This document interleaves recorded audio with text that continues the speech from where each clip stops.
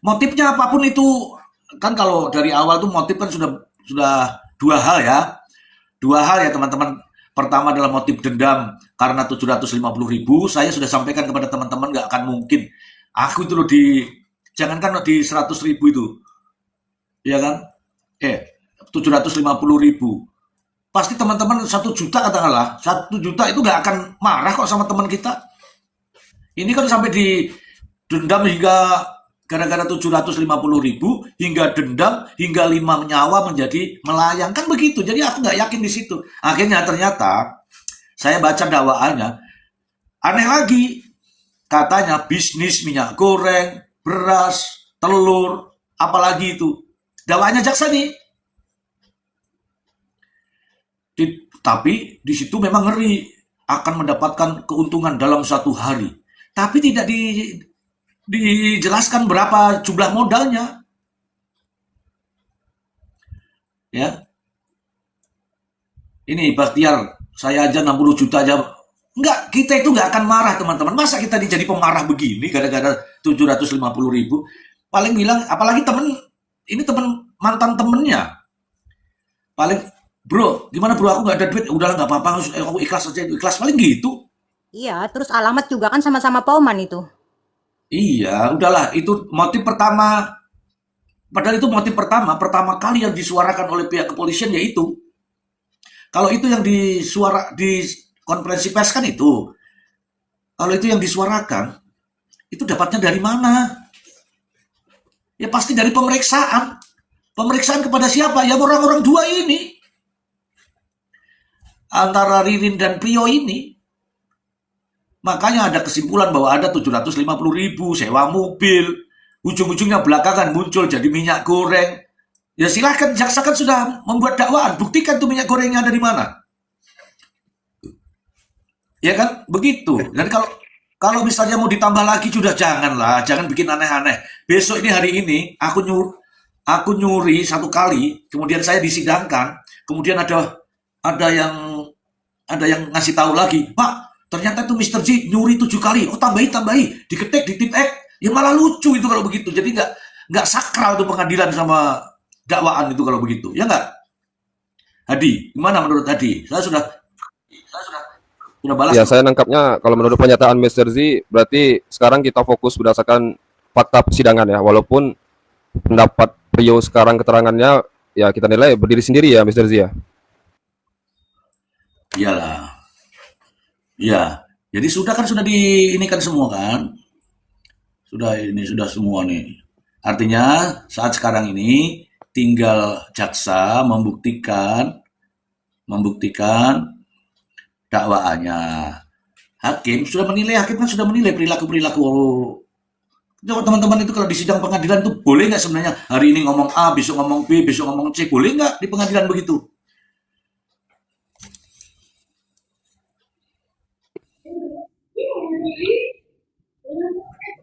Assalamualaikum warahmatullahi wabarakatuh. Selamat malam. Waalaikumsalam warahmatullahi wabarakatuh. Waalaikumsalam warahmatullahi wabarakatuh. Lanjut. Ya. Silakan teman-teman yang lain yang berkaitan dengan ini ya, berkaitan dengan ini seputar ini boleh. Jangan cerita masalah perdaganganmu ya. Cerita tentang ini boleh, ayo. Kalau vonis, saya kan ini teman-teman kan tahu semua. Kalau putusan hakim itu dasarnya apa? Dasarnya adalah minimal 2 alat bukti, pandangan hakim dan keyakinan hakim. Keyakinan hakim tidak bisa dibilang hakim yakin, nggak bisa begitu. Dari 2 alat bukti inilah minimal bisa meyakinkan hakim sehingga hakim akan mengambil keputusan itu. Nah sekarang muncul ini Palu. Nah sekarang pertanyaan berikutnya, Palu ini siapa yang mendatangkan ke pengadilan? Kemudian Palu itu jadi apa? Sekarang ini loh ya, pasca dakwaan, pasca pembuktian. Karena begini kawan-kawan, coba nanti ditelaah kata-kata saya. Meskipun saya tidak baca BAP-nya, meskipun saya tidak baca berkasnya, tapi baca dakwaannya. Di situ berbunyi bahwa setelah itu membuang tas ransel yang berisi Palu ke Sungai Cimano. Oke, Sungai Cimano. Apa yang dilakukan polisi untuk memenuhi alat yang dibuang tadi? Alat yang dibuang tadi pasti untuk melengkapinya diganti dengan apa? Dengan surat perintah pencarian barang bukti. Kemudian diganti dengan berita acara pencarian barang bukti. Pencarian barang bukti bunyinya ada di mana? Cimano. Bukan Pauman, bukan. Kalau bunyi itu dikait-kaitkan jadi ya kan? Ya kan teman-teman tahu lah ini. Jadi ketika ada barang bukti yang tidak ada, itu namanya dicari. Kalau dicari, tidak ketemu, dijadikan berita acara pencarian barang bukti. Kalau berita acara pencarian barang bukti, pasti kepala desa yang di tempatnya itu dimintai tanda tangan untuk menerangkan bahwa barang bukti tidak ditemukan. Betul atau tidak? Nah sekarang itu sudah dibuat tuh semua tuh, sudah terpenuhi semua itu menjadi berkas perkara. Nah, itu dia. Begitu sudah jadi berkas perkara, jadilah dakwaan. Tiba-tiba muncul, ditemukan di tempat lain. Coba. Terus berita acara bagaimana? Surat perintah tadi bagaimana? Terus tanda tangannya Pak Desa tadi bagaimana? Ah, makanya ini teman-teman. Jadi jangan menganggap kasus ini mudah. Mungkin mudah karena kita hanya ngomong nih, wih sudah ditemukan, Jess. Bukan begitu, kayak muter kaset itu bukan. Bukan kayak kaset sudah sampai lagu ke-7 diputar lagi jadi lagu ke 1 lagi, bukan begitu. Ini perkara sudah jalan. Kalau sudah jalan tidak mungkin balik. Silakan, Wong Koko. Selamat malam. Assalamualaikum warahmatullahi wabarakatuh. Tunggu dulu Wong Koko. Ya. Tunggu dulu, Wong Koko. Ada yang pintar dulu. Saya baca dulu. Di bawah ini pintar sekali nih. Video Mik Subang. Nih, saya baca nih. Ntar keputusan hakim bakal dicatat semua barang bukti dicari di Cimano. Ternyata ada di Selokan. Oke, silakan. Wong Koko, lanjut. Ini sangat menarik kalau menurut saya ya host. Karena ini dua orang ini saling mengklaim, saling yang awalnya menurut BAP pertama dua-duanya ini sudah sesuai BAP kan begitu. Tetapi ketika di persidangan Ririn ya begini, terus Prio ya begini. Nah ini nanti ke depan ini Ririn nanti bakal berbeda lagi nih. Kalau feeling saya loh ya, bakal berbeda lagi. Jadi ini sepanjang sejarah pengadilan ini kasus ini pembunuhan ini baru kali ini. Setiap sidang berbeda-beda ini ada keterangan baru kan seperti itu. Satu contoh di BAP Palu itu dibuang di Sungai Cimanu. Ternyata ada di got. Terus di BAP pembunuhan terjadi di rumah Budi itu ternyata di toko. Nah ini nanti apalagi nih nanti di sidang berikutnya. Kita tunggu nanti. Ini aja host pembuka dari saya. Terima kasih. Baik, terima kasih. Ada lagi nggak sebelum saya narasikan ini? Lebih ngeri lagi nih kalau saya sudah narasikan ini. Ya silakan.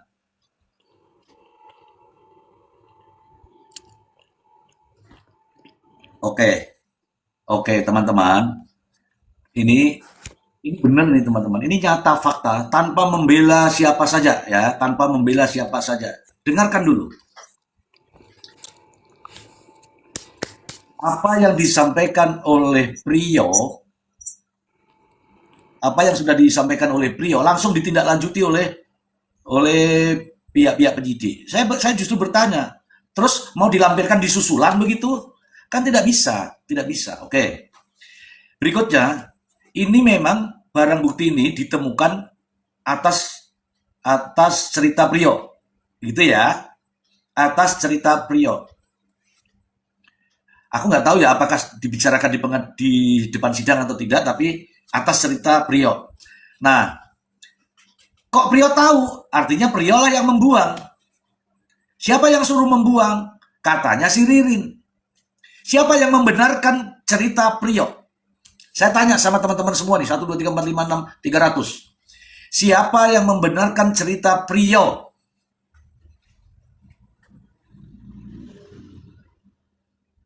Nggak ada. Seharusnya yang membenarkan cerita Prio adalah Ririn. Kalau Ririn nanti bilang begini, aku nggak tahu tuh barang. Contoh ya, ini contoh ya. Aku nggak nyuruh dia. Terus membuktikannya bagaimana ini? Bukan misalnya nih Ririn, bukan itu yang saya pegang. Palunya bukan palu begitu. Misalnya ini ya contoh saja dicatat. Maaf ini contoh. Terus piye? Antara dua-duanya saling bertentangan. Terdakwa satu bertentangan dengan ceritanya terdakwa yang satu. Nah terus dakwaannya jaksa terus piye? Ayo. Dakwa aja jaksa terus piye? Ya, mungkin gini host, satu-satunya untuk membuktikan palu itu, kebenaran palu itu Ya. tukang las itu mungkin ya tukang las yang bisa menjawab, karena jarang sekali orang yang datang ke tukang las untuk ngurusin palu kan gitu, ngelas palu kan gitu. Mungkin masih ingat mungkin ya. Stop dulu Wong Koko. Wong Koko, ini pengadilan loh, ini sidang loh Wong Koko. Tukang las itu sudah cerita Wong Koko. Apa mau diceritakan setelah terdakwa dia muncul lagi? Kan nggak begitu urutan sidang. Halo Wong Koko. Kalau di rumah musyawarah mungkin panggil lagi ke sini itu boleh. Ini sidang ketika sudah mulai saksi yang dihadirkan oleh jaksa, kemudian terdakwa, habis terdakwa kegantian dengan ahli dan seterusnya. Kemudian barang bukti jadi urut. Kalau balik lagi, waduh sama dengan kaset tadi Wong Koko.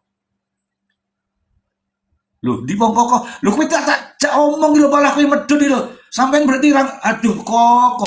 Malah mencelat piye? Signalnya kali, Bang Ji, signalnya nggak stabil. Ya tapi kan aku sampai tiwas ngene sampai.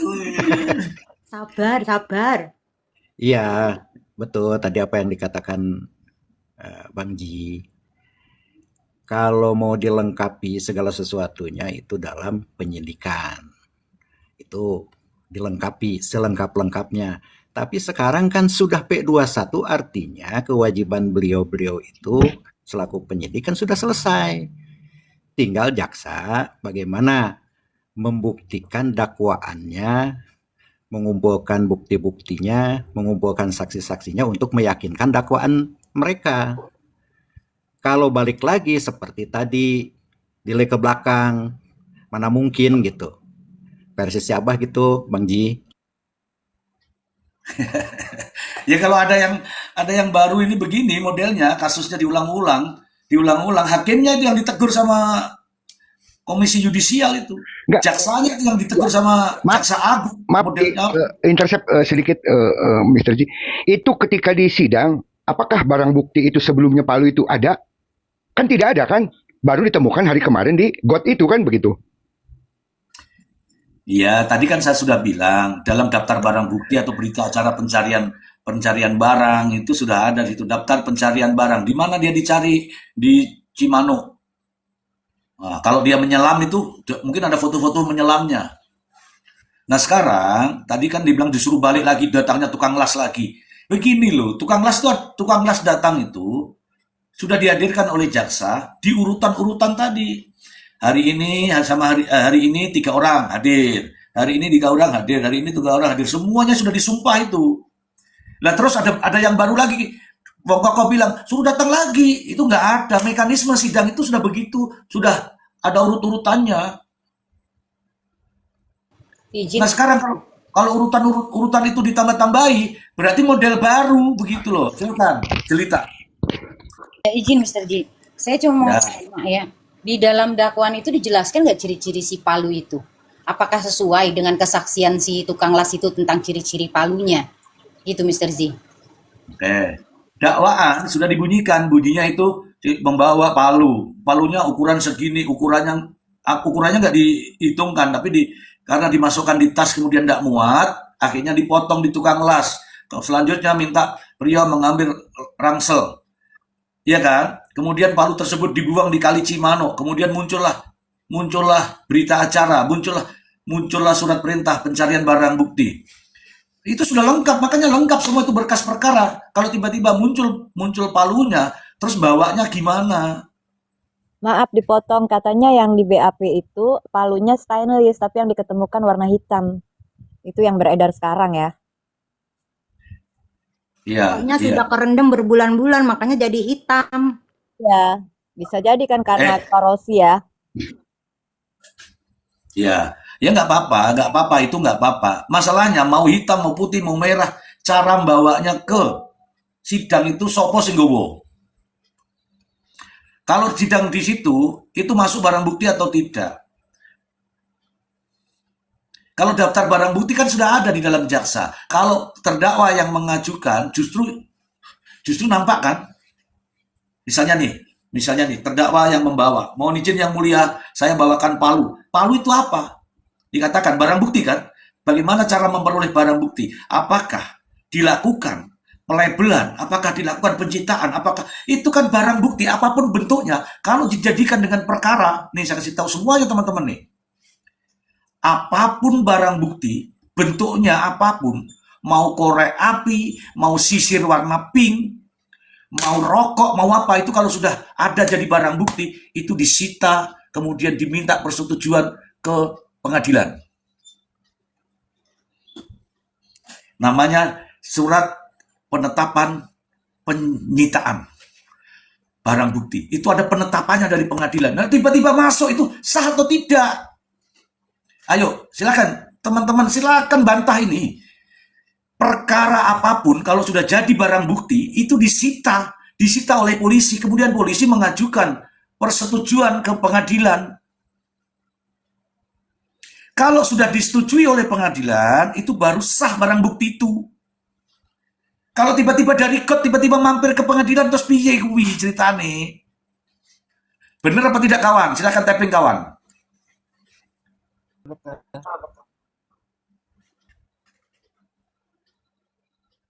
Ayo. Kalau mungkin teman-teman ada yang nggak setuju, silakan bikin kuhab baru lagi. Kecuali pada saat sidang beliau itu ngomong, mohon izin Pak Ketua, tolong itu, jadi hakim itu yang datang ke sana, wah itu mungkin beda lagi ya. Ini kan nggak gitu ceritanya. Mr. Ji, saya Ayo mau teman-teman. ya, Mr. Ji boleh nggak? Saya potong. Tadi kan saya sebelum naik komal Mr. Ji kan saya naik ke suatu komal ya.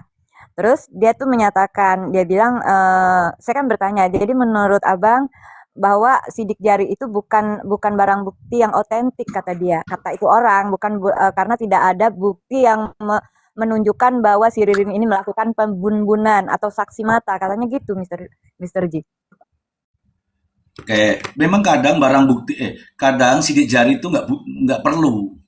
Mohon maaf ya, kadang barang bukti sidik jari itu nggak perlu. Karena sidik jari itu petunjuk ya, bahasanya itu ya alat bukti lah. Kalau sudah dituangkan dalam namanya kalau nggak salah ya, daktiloskopi, itu kan sidik jari itu digunakan pada orang-orang yang dicurigai. Kalau ini misalnya saya nih, ya saya menggunakan apa? Menggunakan sisir pink. Ya sudah, nggak perlu. Apakah ini sidik jarimu? Nggak perlu, karena saya mengakui. Kalau tidak mengakui tadi, perlunya ada sidik jari. Kalau sudah ada pengakuan, mau ada sidik jari pun nggak akan misalnya nih selaras ya, ceritanya selaras. Betul, Mr. Z menggunakan apa? Menggunakan sisir pink. Kau tusuk bagian mana hidungnya misalnya. Cocok semua, nggak ada masalah, nggak penting tuh sidik jari. Apakah ada sidik jari di ini, nggak penting. Yang penting ini ceritanya selaras. Kecuali kalau saya membantah, enggak. Nah, itu baru beda lagi di situ. Baru dicocokkan dengan ilmiah tadi. Kemudian ya, ini yang namanya palu ini kalau dijadikan sebagai barang bukti, ingat ya teman-teman ya, barang bukti ya. Karena apa? Karena berupa barang yang bisa dijadikan bukti, namanya barang bukti, ya kan? Kalau itu bisa dihadirkan, ya kita berpikir bagaimana cara menghadirkan sebagai alat bukti apa dia? Kalau sebagai alat bukti sah, ini kan bentuknya barang bukti ya. Kalau barang bukti yang di perkara ini itu semua ada penyitaannya. Disita dengan nomor penyitaan sekian, tertanda Pengadilan Negeri Indramayu, sisir pink, contoh. Itu semua ada. Jadi semua barang yang ada di sana, cangkul, ember, obat nyamuk itu, semua ada surat perintahnya, semua ada surat penetapannya. Kalau ini tiba-tiba datang, justru ini timbul pertanyaan, ini apa? Kok tidak ada di dalam daftar barang bukti? Oke, satu. Mana ini surat penetapannya? Oke, dua. Cara memperolehnya gimana? Itu barang bukti itu harus namanya juga untuk perkara pidana harus keabsahan cara memperoleh barang bukti harus jelas, karena di kepolisian itu ada tata caranya semua. Begitu kawanku. Tapi nggak apa-apa, nggak apa-apa. Ini sekarang kita sudah tahu nih bahwa apa yang disampaikan oleh Priyo kemudian ditindaklanjuti. Ditindaklanjuti menemukan palu itu. Dengan palu itu ngeri melihatnya. Aku juga punya fotonya. Ngeri melihatnya itu. Kata orang, di palu itu tidak bisa dipegang satu tangan. Bagaimana bisa pegang satu tangan itu palu itu mau hantam orang? Ini kesleo tangan saya dengan palu itu. Palunya gede banget. Oke ya, sudah clear yang di situ nih. Nah sekarang, bagaimana proses persidangannya? Proses persidangannya. Nih tadi ada yang bertanya, habis ini apa lagi? Habis ini apa lagi gitu kan? Ini kan masih sidang kesaksian ya, saksi ya kemarin ya. Hari Senin itu saksi. Besok itu masih saksi kalau nggak salah, karena kalau saya baca di berita tuh bunyinya sidang ditunda. Artinya besok itu masih sidangnya Priyo untuk menceritakan ini semua ini. Kalau ini Priyo menceritakan tentang, kan saksinya Priyo ini jadi saksi terdakwanya Ririn. Nanti kan juga terdakwa ditanya nih, apa benar itu semua? Kalau dia menyangkal gimana? Meskipun dia bohong nih, kalau menyangkal gimana? Apakah itu palu yang ditemukan yang ada di media sosial itu? Bukan. Apa pernyataanmu itu sudah benar? Sudah. Terus penontonnya mau marah gitu. Mau marah sama Ririn, ambil kayu pukuli Ririn. Ya nggak bisa gitu. Pernyataannya dia itu dianggap dipersilahkan oleh hakim. Nggak ada yang lawan. Kalau memang dia menyangkal ya, mohon maaf sekali. Ini mudah-mudahan si Ririn tidak dengar ini. Kalau Ririn besok bilang, enggak bener tuh. Oh enggak bener tuh. Terus kamu paksain Ririn untuk menyamakan pendapat. Tidak begitu kawanku. Ya tergantung hakim. Dalam catatannya, terdakwa membantah keterangan saksi, kan begitu. Ya kan? Karena harus dibuktikan itu semua kawanku.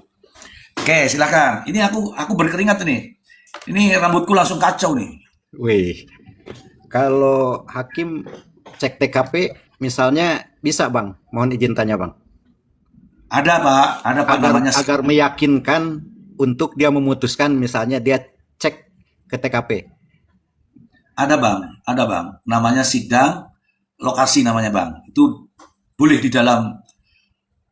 dalam aturannya hakim boleh. Jadi ketika dia tidak yakin antara cerita yang satu dengan cerita yang lain, mereka akan bersama-sama mendatangi TKP, namanya sidang lokasi Bang. Boleh Bang.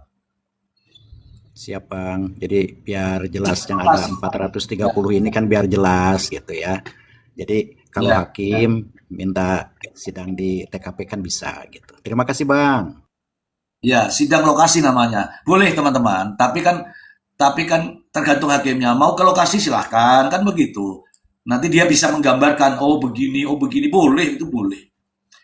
Ya, tapi kan kita belum tahu ya Bang, apakah dilakukan atau tidak. Biar nanti sama-sama jaksa, sama-sama pengacara, hakim akan datang ke lokasi. Itu juga salah satu cara hakim agar yakin bahwa benar-benar terjadi, bahwa benar-benar keji, bahwa inilah dua-dua pelakunya. Benar Bang, benar, boleh. Asal ada honornya Bang, kata kopi pahit tuh. Kalau pro bono nggak berlaku ya Bang? Hakim loh ini yang hakim mau ke lokasi loh. Yang pro bono kan pengacara ya. Ya kalau pro bono kan pengacara. Iya. Ya istilahnya aja, istilahnya. Mr. Z, Oke, silakan. saya sih sebenarnya berharap ya, ini cuma harapan aja. Hakim mau meminta Priyo untuk memperagakan. Karena kalau dia memperagakan, bagaimana cara-cara mengeksekusi? Karena ini kan Priyo di sini kan jadi patung ya, bukan jadi patung sih, maksudnya jadi kayak pengamat di perilakunya si Ririn. dia melihat semua. Jadi dia cuma ngelihat aja, cuma ngelihat gitu kan. Jadi Ririn membantai 5 orang itu dia ngeliatin doang gitu kan.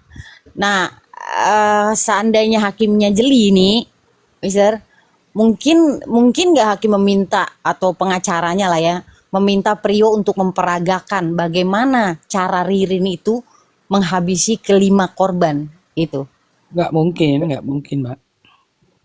Ini saya kasih tahu ya. Kalau yang cuman praktek saja di pengadilan mungkin bisa. Bagaimana kamu bunuhnya? Misalnya nih ya. TKP. Ya, begini. Tapi begini lagi. Apa yang Ibu Jelita tadi sampaikan bahwa Prio hanya menonton, oke? Prio hanya melihat, oke? Itu kan versi Prio.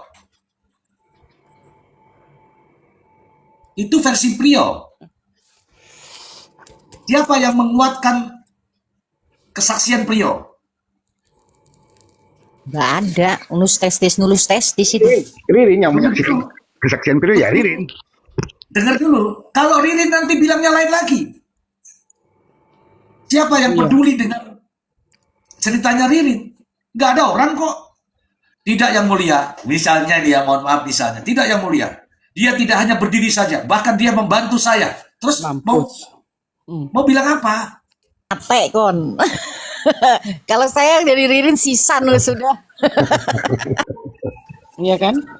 Nah, cuman berdua. Itu saya bilang, karena ini masing-masing Cari aman.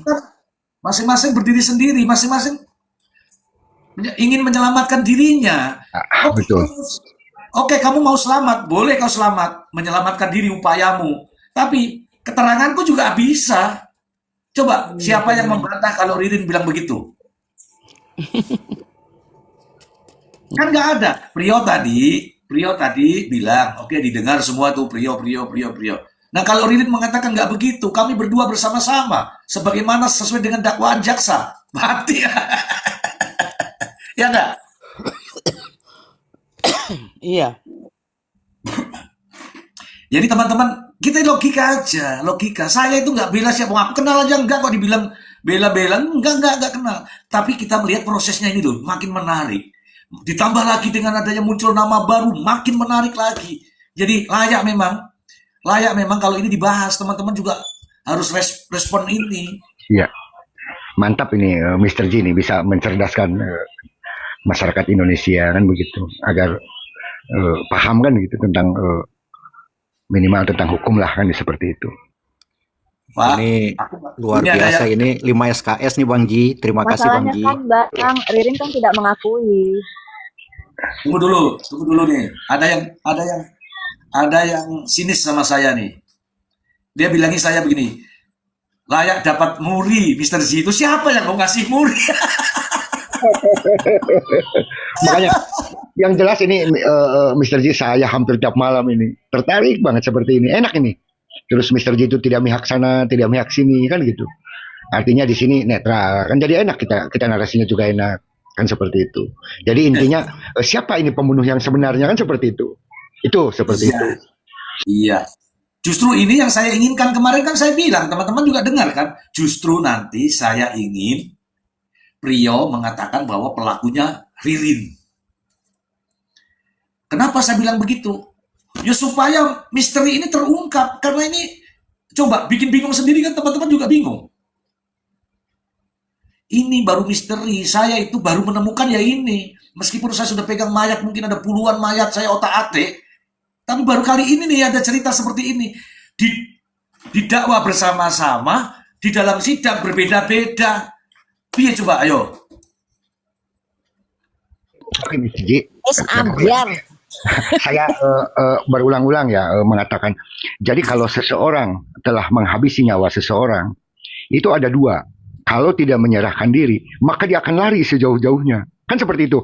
Dia akan kabur.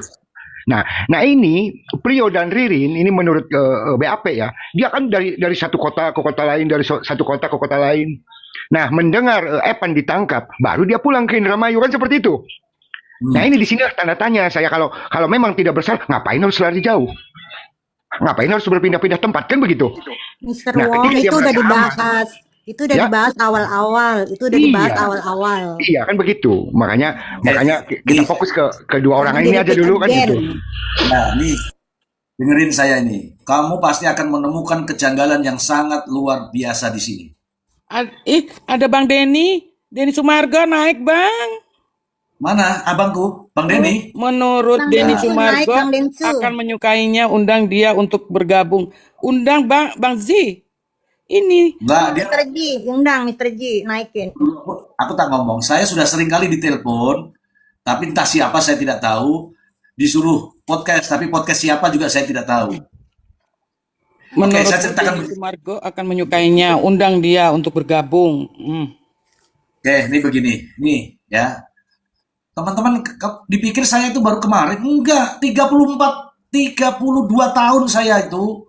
32 tahun saya pegang di dunia beginian. Enggak main-main itu. Oke, saya cerita nih. Aku tuh nggak pernah menemukan begini. Wah, malah suaraku taruh pakai dewe gitu. Bang Hadi, udah tuh deh. Akhirnya buka kartu juga ini, Mr. G. Nggak apa-apa, karena kemarin sudah dibuka sedikit-sedikit. Lanjut, Kemarin korek. Nih, ya ini kan karir ya, karir. Cuman pengen istirahat, jadi ini ngomong begini ini biar nggak pikun. Ini tujuan saya. setuju. Nah, kalau aku diam saja nanti pikun kesana kemari nggak jelas, malah nggak bisa pulang nanti. Kalau ini kan supaya tidak pikun. Nih saya kasih tahu nih, tidak pernah ada pembunuhan. Cari aja tempatnya. Tidak akan ada pernah pembunuhan yang begini modelnya nih. Tak bunuh di sini, tak pindahin ke sana. Itu nggak ada itu. Mati ya mati aja di situ loh. Saya tutupin di situ. Nah sekarang ada yang begini nih. Habis ini kan ceritanya, ini cerita dakwaan ya. Maaf ya teman-teman ya. Cerita dakwaan. Kalau cerita dakwaan itu satu TKP. Satu TKP itu dakwaannya. Kalau cerita yang 2 TKP ini habis membunuh di situ, kemudian repot banget ngambil mobil dulu, gereng, kemudian diangkut lagi di situ, pindahin lagi ke TKP 2, repot banget itu. Jadi ini pelik. Jadi teman-teman jangan menganggap sepele bahwa orang mati. Bukan begitu. Proses matinya itu yang aneh. Yang aneh lagi nih, di dalam dakwaan itu, kemudian masuk ke kamar. Di kamar saya melihat ada Haji Saroni sedang duduk membelakangi pintu. Sekarang, kalau duduk membelakangi pintu, sampai itu dari mana? Saya tanya aja langsung nih. Hadi, kalau aku duduk membelakangi pintu, kamu datangnya dari mana? Siap, dari belakang Mr. Z. Oke, bagus. Dari belakang. Kalau kamu dari belakang, nih aku langsung praktek saja. Aku menghadap ke sana. Kalau kau datang dari belakang, terus kemudian di situ ceritanya dipukul. Kira-kira kena bagian mana, Hadi? Belakang kepala lah. Di kemungkinan besarnya sebelah kanan Mr. Z.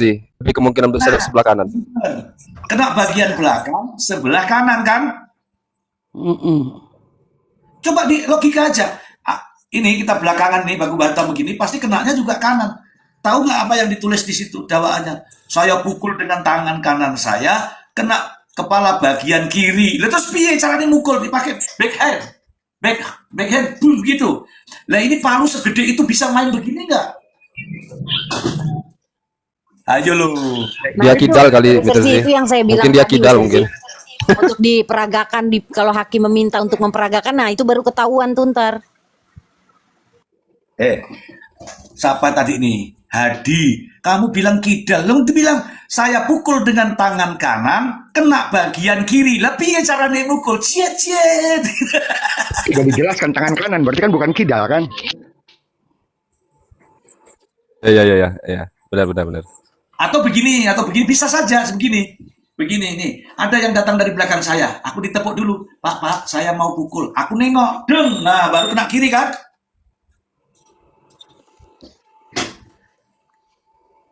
Atau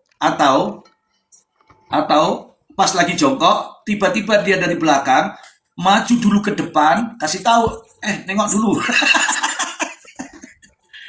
Ya, kalau dibaca dari dakwaan Nah, kalau dari dakwaan bagaimana? Ya silakan jaksa membuktikan. Halo, jaksa Indramayu, silakan dibuktikan itu.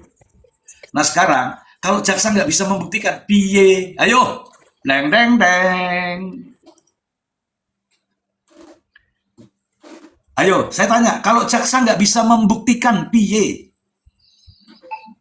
Nah, itu Ini, dulu dulu. maaf, Mister Ji, itu waktu Palu pakai tangan kanan sesuai nggak dengan korbannya itu luka-lukanya? Oke. Ucapan dari yang mukul itu dengan Tidak korban yang sesuai. dipukul. Bukan ucapan, itu bunyi di Pengakuan, ya visum. betul. Ya, Dengerin dulu. Bukan ucapan, itu bunyinya visum. Kalau bunyinya visum, itu dituangkan di dalam berita acara. Kalau begitu silakan. Jadi nanti dibaca dulu ceritanya. Ini teman-teman mohon maaf ya, ini nggak ngarang nih. Demi Allah nggak ngarang. Saya tidak akan pernah bicara tanpa fakta. Jadi ceritanya visum itu ada. Makanya di pengadilan itu, di berkas itu ada visumnya. Nah, kok bisa ada di dalam BAP? Karena bunyi dari visum itu dipindahin ke situ. Sampai dokternya yang tanda tangan pun dipindahin di dalam situ. Telah ditandatangani oleh dokter forensik atas nama ini. Ada. Oke, Oke, lucu Mister. kan? Ya. Lucu ya. Mas Yan. Silakan. Oke, Aku tak Mister. minum dulu ya. Ji. Silakan kamu panjang-panjang ya. Justru saya mau nanya ini. Udah belum Lanjut. ini? Saya justru mau nanya gini. Ngopi saya, Bentar, Mr. Z. Mas Adi. Takut lupa nih.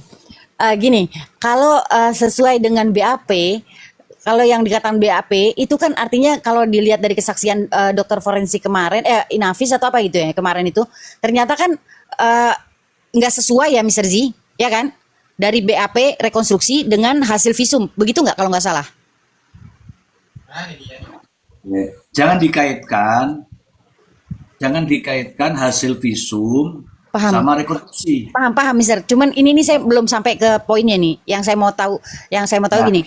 Kan kalau dari persidangan kemarin yang di BAP dengan hasil visum, maksudnya rekonstruksi dengan hasil visum kan berbeda lukanya gitu kan. Nah, lalu kemudian bagaimana dengan pengakuan Prio yang sebelum ini, Pak? Yang dieksepsi. Kan dia kalau menurut Tony kemarin itu kan Prio duduk sampai kakinya miring begitu lalu Hadi lewat. Itu sesuai nggak, Pak? Kalau dilihat dari lukanya gitu, Pak? Ya nggak sesuai karena perkenaannya di belakang. Dari visum itu luka ada begini bunyinya ya, saya nggak bisa hafal itu karena itu pakai bahasa medis. Menimbulkan luka trauma pada tulang kepala bagian belakang. Kalau di ceritanya Tony itu kok tiba-tiba dihajar. Kalau dihajar orang sementara duduk membelakangi pasti kena muka kan? Nggak sesuai. Gitu. Oke, kalau tidak sesuai, ini masih ada runutannya lagi. Ketika dakwaan jaksa sudah dibunyikan sedemikian rupa canggih, tetapi jaksa tidak bisa membuktikan apa yang sudah didakwakan. Lah terus piye? Kan ngono pertanyaan berikutnya ini. Piye iki ngono lho? Ajur kan ngono toh? Biar rek. ini kan kemarin juga Prof. Amran kan menceritakan baru kali ini ada kasus pembunuhan yang berbeda-beda keterangan kan begitu. Berubah lagi. Baru kali ini kan ya Mr. Zia mengalami hal seperti ini kan begitu. Antara dari penyidik gitu, BAP yang berubah-ubah gitu sampai 3 kali kan gini. Nanti keterangan ini lain lagi bisa 4-5 kali ini berubah lagi nanti. Tunggu dulu, coba Tebra Face Shop ini. Masih ada yang bela Ririn sih? Sakit kalian. Oke. Coba kamu tuangkan di dalam tulisan mana yang bukti membela Ririn. Jangan asal tapping terus pergi datang lagi tapping. Coba nih, Tebra Face Shop ini ada ini. Ya. Coba siapa yang membela Ririn di sini? Ayo. Tunjukkan aja kata-katanya yang mana.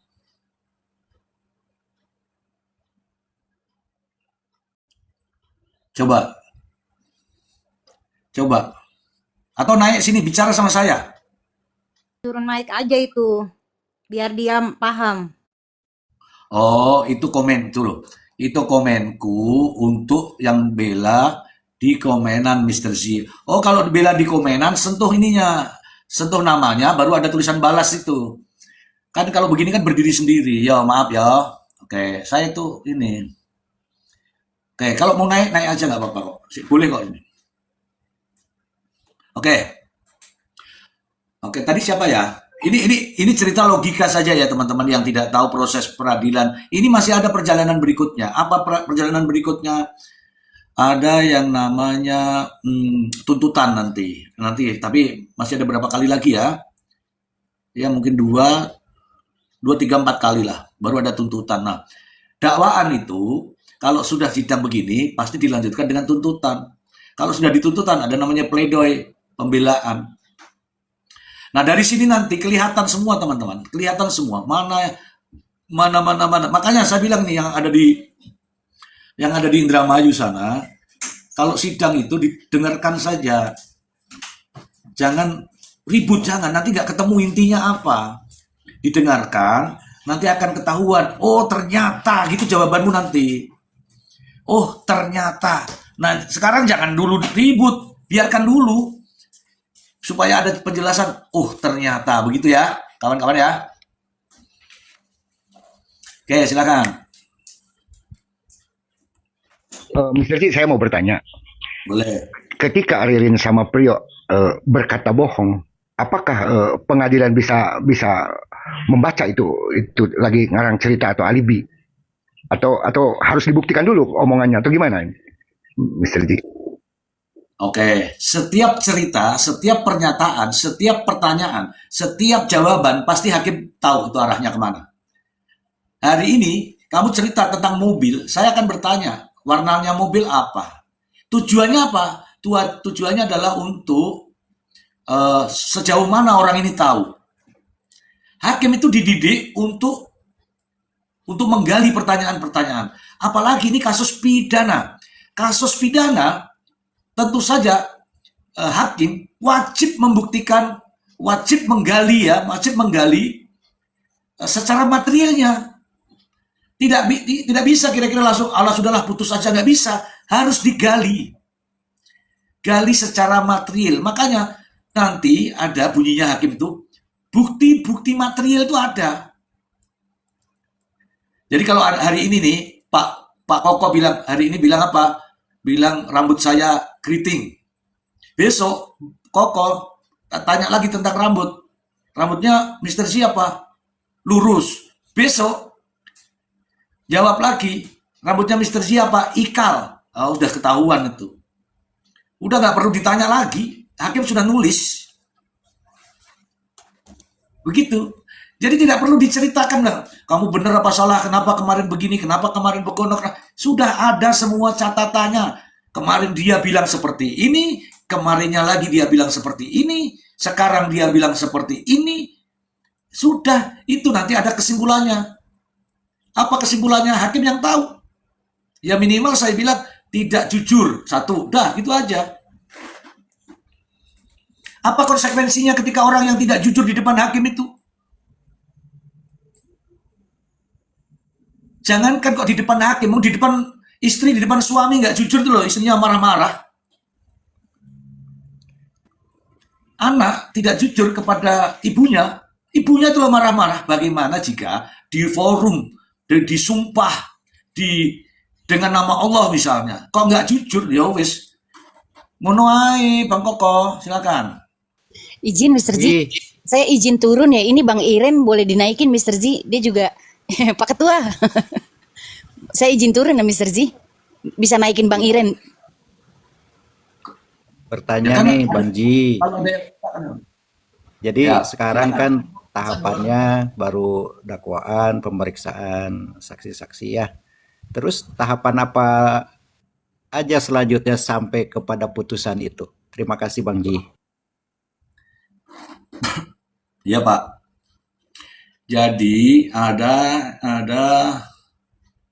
ini kan sekarang ini tahap pembuktian ya. Tahap pembuktian itu pemeriksaan saksi-saksi, kemudian ahli. Kalau kalau dia ini masih bagian jaksa semua ya.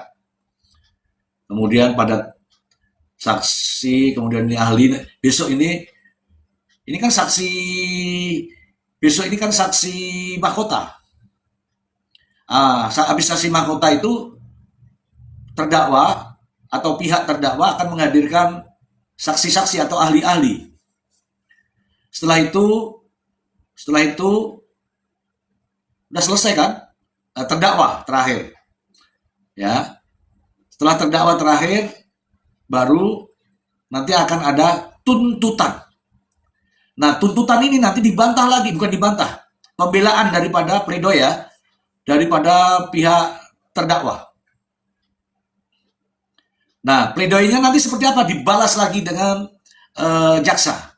Nanti akan dibalas lagi dengan penasihat hukumnya. Gitu. Terus jaksa lagi ya. Terus putusan sudah. Tinggal dihitung aja berapa tuh? 1, 2, 3, 4. 5 kali putusan. Itu Ya. Terang benderang ya, minta- yang ada di bawah 380 tahapannya seperti itu. Yang ini nih, yang ini Sabar, nih. ini masih panjang, Yang baru ini nih. pertengahan. Nah, ini baru dakwaan, pemeriksaan saksi, nanti ada tuntutan, kemudian ada pledoi, kemudian sanggahan dari jaksa, kemudian yang terakhirnya ada putusan. Begitu ya, Bang Ji ya. Malam Terima Mr. J. kasih Bang Ji. Halo, selamat malam. Malam teman-teman semua yang di atas maupun yang di bawah. Oke, silakan disapa-sapa dulu nih, banyak yang dari Indramayu nih, silakan. Malam Bang. Dia baru tahu nih kasus. Seru juga. Kembali Yang terkeren. Kembali yang Jawa top Barat ya. Bergetar ya. Oh iya, ini Bukan masih ada Jawa Barat sambungan. lagi, Indramayu bergetar. Saya bangga dengan Indramayu bergetar. Habis Cirebon, Indramayu. Tanggalnya sama pula dengan kasus Pine ini 28 Agustus. Betul. Oh ya? Betul. Sama. Iya sama bang, Oh, aku baru tahu malah. dilalah ya toh. Cuman lah kami mati-matian bahas Vina dulu Mr. J. Iya, Bang Erin. Makin kesana makin silakan, sini ya. ada tanggapannya silakan. Mesti disumpah pocong kali itu, kayak Saka. Emang bisa gitu Mr. J? Ini ada- Seperti yang dilakukan Prio ini. gimana? Bisa seperti itu. Maksudnya? Yang dilakukan dia ini, keterangan dia pertama kan kalau kita lihat kan sangat terperinci dia menceritakan itu. Tanpa melibatkan Ririn di TKP. Bukankah gitu kan? Ya, Nah, terus dia rubah. Jadi penasaran kita mendengarkan cerita dia dengan Ririn ada di TKP. Kan itu yang belum kita dengar nih kan? ya, Kalau aku masih berdasarkan podcastnya Pak Tony aja yang 1,5 jam. Yang dia menceritakan kronologis itu kan. Itu sih menjadi panduan, tetapi terjadi perubahan. Padahal ketika menceritakan di TKP itu, saya yakini Pak Tony RM menerangkan itu atas dasar keterangan Prio. Tidak mungkin keterangan Ririn. Dan tidak mungkin keterangan daripada 3 atau 4 yang dikatakan yang lain kan. Berarti kan yang disampaikan Pak Tony RM di podcastnya itu dengan kronologis dan langsung ke TKP, sangat terperinci keterangan itu. Sekarang kita penasaran mau mendengarkan keterangan Prio tanpa adanya yang 3 itu. Paham kan? Ketika podcast itu aku lihat, Prio menerangkan kejadian di TKP tanpa adanya Ririn. Yang ada hanya Aman, Yoga, Hadi, Prio, Budi. Plus kasus berentet tambahan bagi korban yang 4 lagi kan. Yang di ruang tamu itu kan sangat terperinci. Prio menceritakan itu. Di mana dia duduk, Aman di sebelah mana, Yoga di mana, Hadi di mana, bagaimana Hadi bergerak melewati Prio ketika memukulkan palu. Kan kalau aku berpikir bahwa itu adalah cerita Prio yang disampaikan oleh Pak Tony RM. ya, Nah sekarang kita penasaran dengan dia merubah ini, tanpa adanya Aman Yoga Hadi, berarti dia dan Ririn penasaran kita bagaimana dia menceritakan kejadian ini. Itu sih. Ya, betul. Iya kan? Ya, Karena dia sangat terperinci menceritakan bahwa Yoga dan Hadi mengejar ke kamar tengah, ke ibu itu, mengejar bapak itu, nganukan, itu cerita Prio semua kan?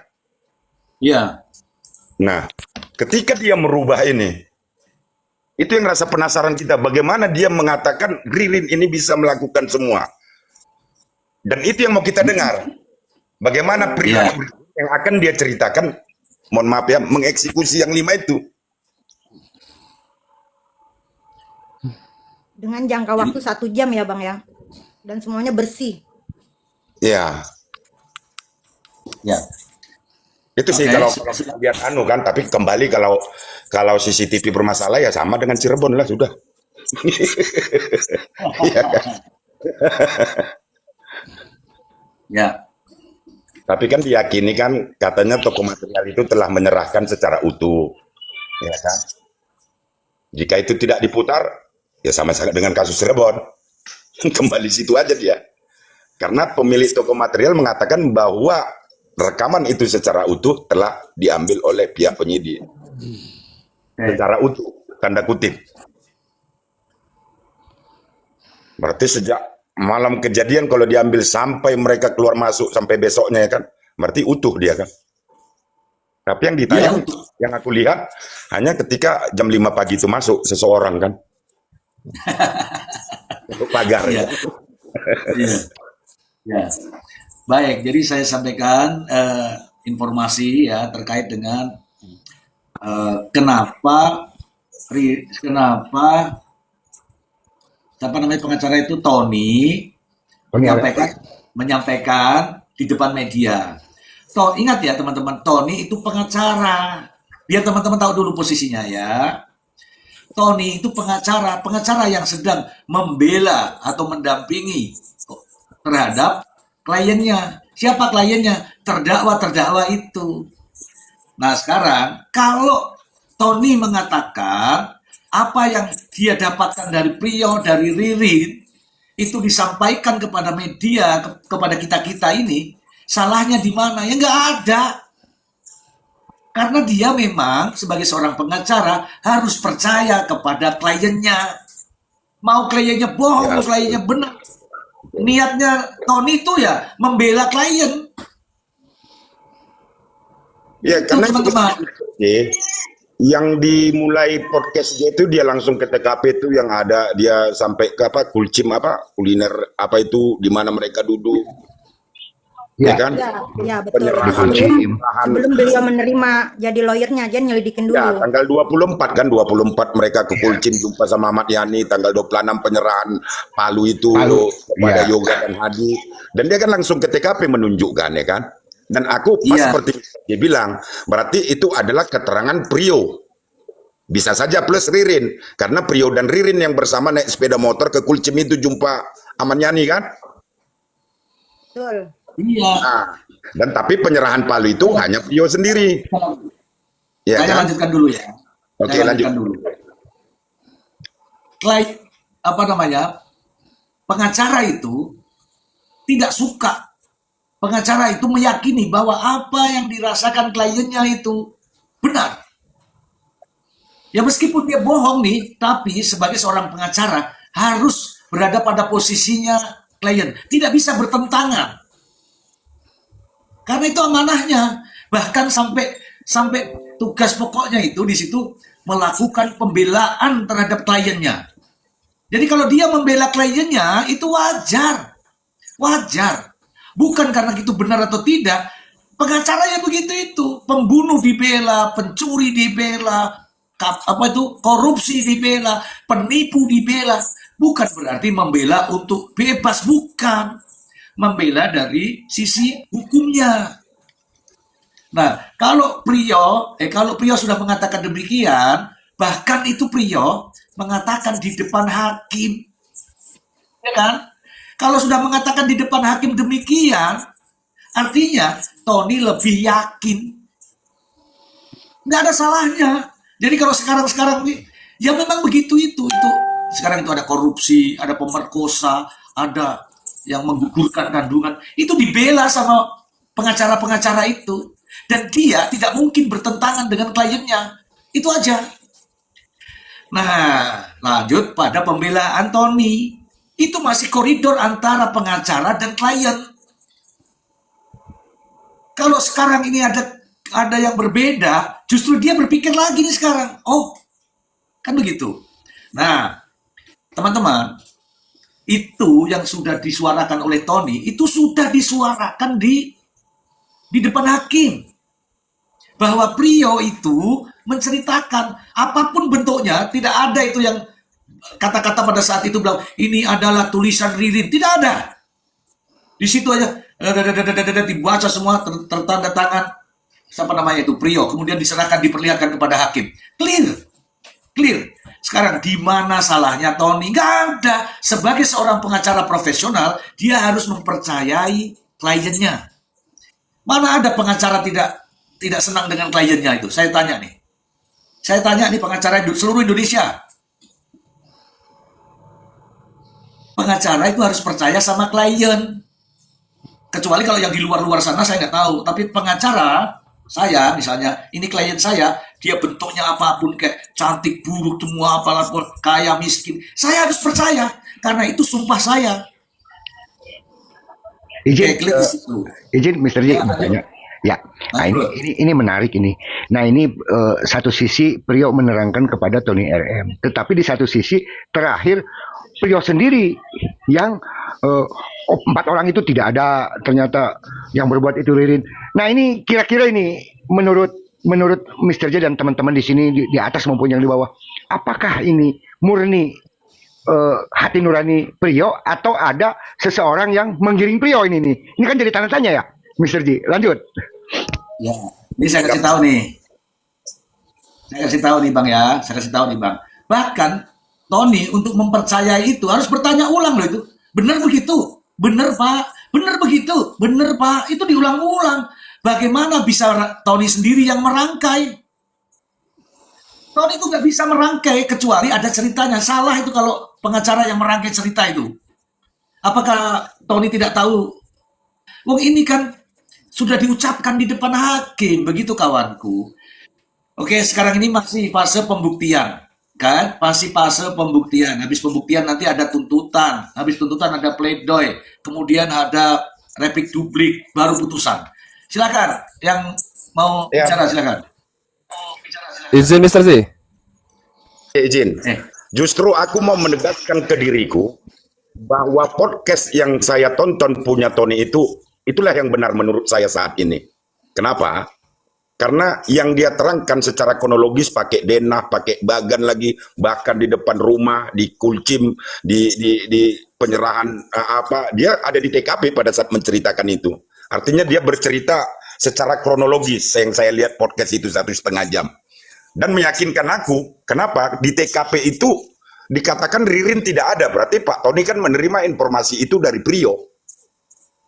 Dan begitu terperincinya cerita itu, bagaimana pemukulan pertama, bagaimana teriak ayah mertua ayahnya dikejar oleh yang ini sangat terperinci. Pak Tony menceritakan, dan saya yakin itu adalah cerita Priyo yang disampaikan ke Pak Tony kepada kita melalui podcastnya. Ya oke, kalau di hakim oke lah ya kan. Tetapi di samping itu kan Pak Tony napak tilas dia mengunjungi Kulcim, menunjukkan meja di mana mereka duduk, menunjukkan di mana penyerahan palu itu, di simpang jalan itu, dan bahkan berpodcast di depan rumah kejadian. Bahkan Pak Tony membuat bagan bahwa Budi duduk di belakang Priyo, Budi berhadapan dengan Amin, Amin di sampingnya adalah Yoga dan Hadi, bagaimana siapa bergerak dari belakang melangkahi Priyo untuk menghantamkan palu itu, dan pengejaran daripada, mohon maaf, 4 korban yang lain. Saya yakin itu kan cerita Priyo yang disampaikan oleh Pak Tony. Nah, dengan perubahan yang dilakukan oleh Priyo, berarti yang 3 itu tidak ada. Yang ada Ririn. Kan ini cerita baru yang mau dibikin Priyo. Itu yang kita mau lihat, bagaimana dia menceritakan Ririn itu bekerja sendiri. untuk membantah cerita dia yang sebelumnya. Itu yang kita penasaran. Ya, oke. Oke, seorang pengacara yang posisinya sebagai pembela, itulah konstruksi pembelaannya. Sah-sah saja. Nah, apakah pembelaannya itu bisa meyakinkan hakim? Itu tujuannya. Tujuannya. Namun sekarang ini jadi berbalik arah, bukan berbalik arah. Tony itu dapat sumbernya dari mana, bukan. Tetapi masalahnya siapa yang mau dibela ini, Tony? Kalau Ririn sendiri, berarti Priyo sendiri. Nah, kalau Priyo sendiri, inilah yang terjadi. Mohon maaf ya teman-teman. Teman-teman 1, 2, 3, 4, 5, 6, ada 400 sekian orang ini. Saat ini, fenomena sosial sudah terjadi kubu-kubuan. Anehnya menganggap bahwa kubu Ririn sama kubu Priyo. Ini fenomena sosial sekarang ini. Ada yang mendukung Ririn, ada yang mendukung Priyo. Padahal bukan itu sejatinya yang harus dipikirkan. Saat ini itu, kedua-duanya itu adalah terdakwa. Orang yang sedang dituduh melakukan pembunuhan secara keji. Bentuknya seperti apa, cara membunuhnya, itu yang kita harus tahu. Berhadapan dengan jaksa penuntut umum yang akan membuktikan dakwaannya. Tapi anehnya, kita ini pada ribut. Ini fakta nih, pada ribut, Ririn, Priyo, tuh Ririn, tuh Priyo, tuh. Semua itu memberatkan mereka. Kenapa? Dua-duanya tidak jujur jadinya. Iya kan? Oke. Inilah yang terjadi. Saya sudah mengatakan tidak mungkin Tony tiba-tiba bercerita seperti itu tanpa ada sumber yang memberitahu. Tanpa ada sumber yang memberitahu tidak mungkin. Nah, setelah tahu sumbernya, maka dia mengkonstruksikan bagaimana konsep pembelaannya. Dengan cara apa? Ya dengan cara apa saja. Mungkin dengan cara memvideokan. Itu salah satu cara. Ini kalau tidak ada Tony yang rame ini, kita juga nggak akan tonton ini semua ini. Kita juga tidak akan tahu ada namanya Aman Jani itu. Jadi bersyukurlah teman-teman, bersyukurlah. Ya, jadi gitu. Oke, yang berikutnya ini ada pertanyaan di bawah ya. Ada pertanyaan di bawah. Tadi ada yang nanya, saya tidak tahu tadi lupa nanya, tapi pertanyaannya begini. Kalau sudah proses penyidikan, itu berapa lama lagi? Ini saya kasih tahu nih, secara textbook, ada buku petunjuknya. Perkara itu ada namanya perkara mudah, ada namanya perkara sedang, ada namanya perkara sulit, ada yang namanya perkara sangat sulit. Kalau perkara mudah, mungkin cepat, dikasih waktu itu 30 hari. Perkara sedang dikasih waktu 60 hari. Perkara sulit dikasih waktu 90 hari. Perkara sangat sulit dikasih waktu 120 hari. Itu textbook. Ada bukunya. Kalau polisi, penyidik mau mengikuti textbook, bagus. Kecuali kalau memang menunda sampai bertahun-tahun, ya itu mohon maaf, itu bukan bukunya, nggak gitu. Itu ya, sudah terjawab ya teman-teman ya, sudah terjawab. Oke. Jadi benar tadi Bang Rene, jadi Tony itu membuat pandangan skema dan sebagainya itu dengan tulisan papan tulis itu membuat konstruksi. Bagaimana konstruksi pembelaannya? Ya kalau kita hanya tiba-tiba ke pengadilan tanpa konsep pembelaan ya amburadul. Begitu, Bang Iren. Yes, saya setuju bahwa yang disampaikan Tony kepada kita atas dasar cerita Priyo. Itu yang saya yakini. Iya kan? Karena dia adalah kliennya. Kenapa?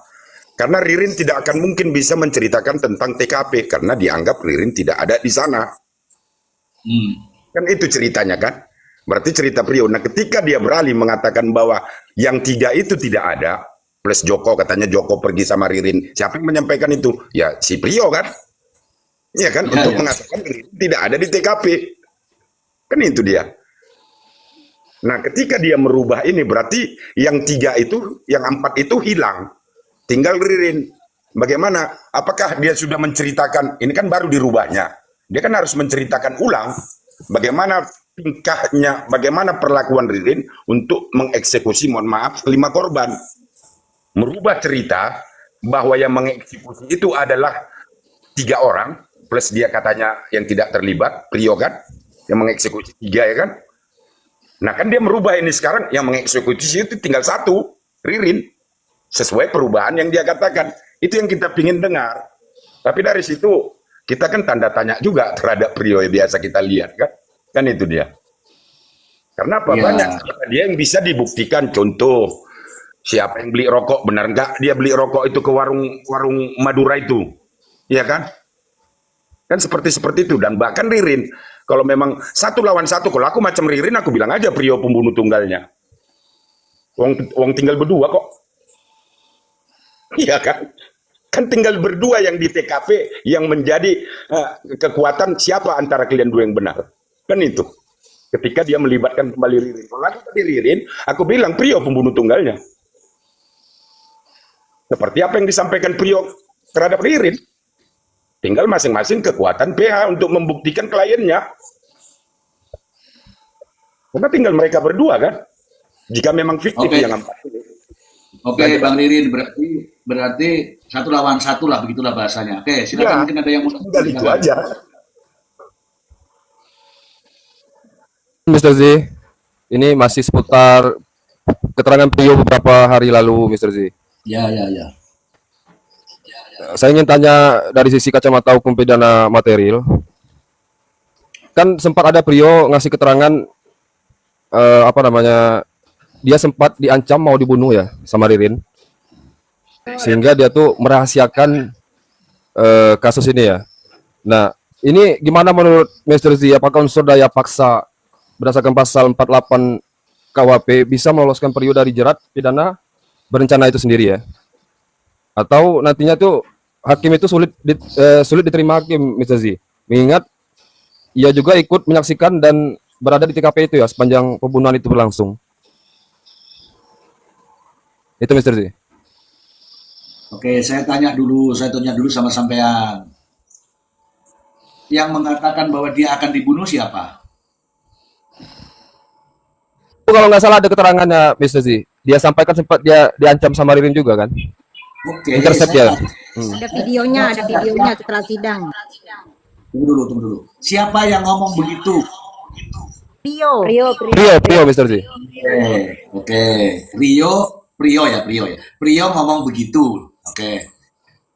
Oke. Terus dia merasa bahwa dia terancam mau dibunuh, gitu kan? Itu Benar, Mr. Z.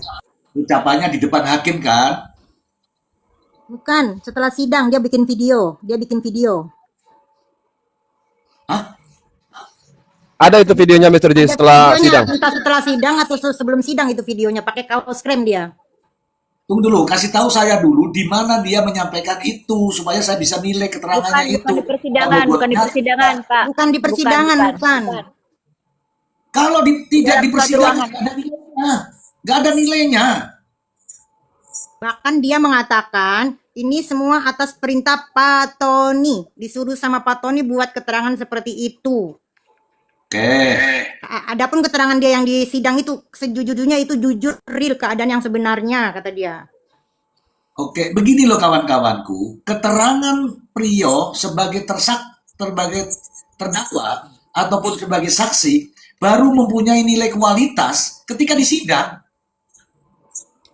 Kalau di luar sidang nggak ada nilai kualitasnya. Nilai kualitasnya di hadapan hakim tuh nggak ada. Teman-teman tahu semua lah. Kamu ngomong di depan orang tuamu, kemudian kamu ngomong sama tetangga-tetanggamu kan beda kualitasnya. Kalau ngomongnya di depan hakim, ketika berhadapan-hadapan itu baru alat bukti. Alat bukti yang diucapkan itu alat bukti ya namanya ya, yang disuarakan oleh tersangka ataupun terdakwa. Alat bukti itu baru bisa dicocokkan atau didukung dengan alat bukti yang lain. Jangan batuk ya, minum ya. Iyalah, iya. Setuju ini sama Pak Hadi semuanya teman-teman? Siap, setuju Mr. Z. Karena ucapan itu tidak ada di BAP ya, Mr. Zia. Gini Pak, BAP nggak masalah. Wong BAP itu dicabut pun boleh, nggak ada masalah. Tetapi gantinya adalah pernyataan saksi atau terdakwa di depan majelis hakim, di ruang sidang. Walaupun dia ngomong-ngomong nih sama hakim di rumahnya, katakanlah gitu, itu bukan alat bukti. Yang benar itu dia ngomong di depan sidang, didengarkan pengacara, didengarkan oleh jaksa, didengarkan oleh hakim, itu baru namanya alat bukti. Kalau ngomong di depan pintu mana, kemudian direkam, itu bukan alat bukti. Bagaimana bisa mempengaruhi hakim? Yang membuat skenarionya udah salah setting, membuat video itu udah salah setting itu. Begitu kawan. Itu ya. Tidak termasuk keterangan baru dan temuan baru gitu ucapan itu. Ya, Enggak. Mr. Wong, Iya. tidak.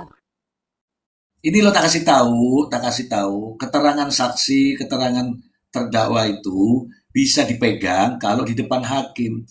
Tergantung ada dua hal di situ. Mau keterangan banyak atau keterangan sedikit tapi berbobot. Namanya adalah kualitas atau kuantitas.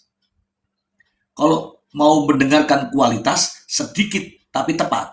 Kalau banyak ya bingung sendiri ke sana kemari, itu namanya apa ya? Kuantitas. Banyak keterangannya.